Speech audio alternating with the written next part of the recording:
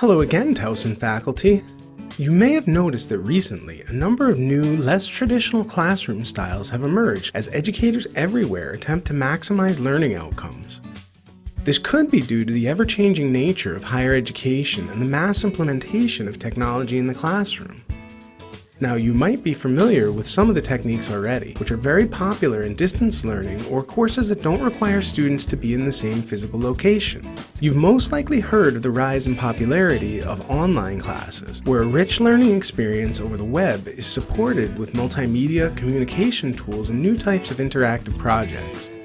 Other models might seem newer to you, like the flipped classroom, where students view video lectures as homework so that you can spend time providing assistance and leading activities in class sessions. Or blended learning, which is most simply a course which is administered using elements of both the online and face-to-face environments depending on what's best from a pedagogical perspective. To explain, blended learning is more complex than just a 50-50 split between face-to-face and online course components.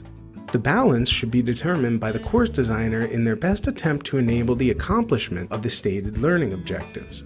Essentially, all activities in a course should be aligned in a manner that aids students in reaching course goals and objectives.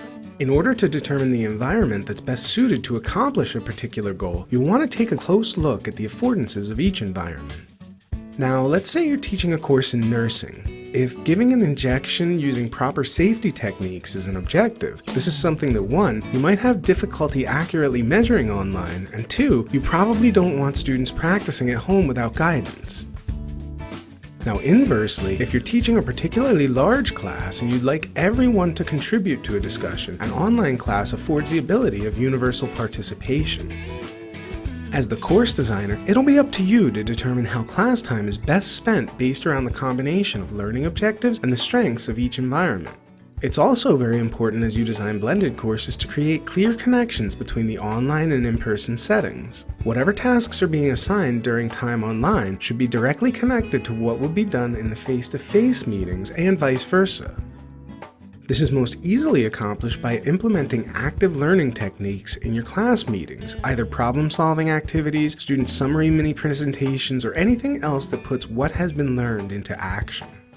For example, you could ask students to gather research and evidence at home online to prepare for an in-class debate scheduled for the following meeting. Or you could provide a series of articles to analyze in preparation for the following week's in-class group presentations, just to name a few examples.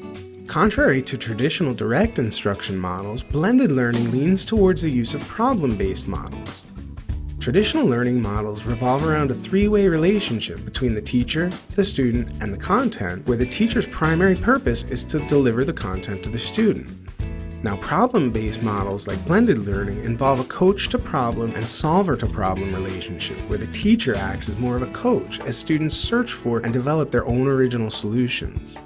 The teacher presents a problem, and the learners find their own original paths to the solution using any of the resources that they have, whether it be the information you provided, the web, libraries, or any other academically acceptable sources. This allows relevance to real-world applications that traditional learning methods sometimes overlook. All in all, blended learning allows both teachers and students to use their time more effectively and creates an environment that promotes problem solving.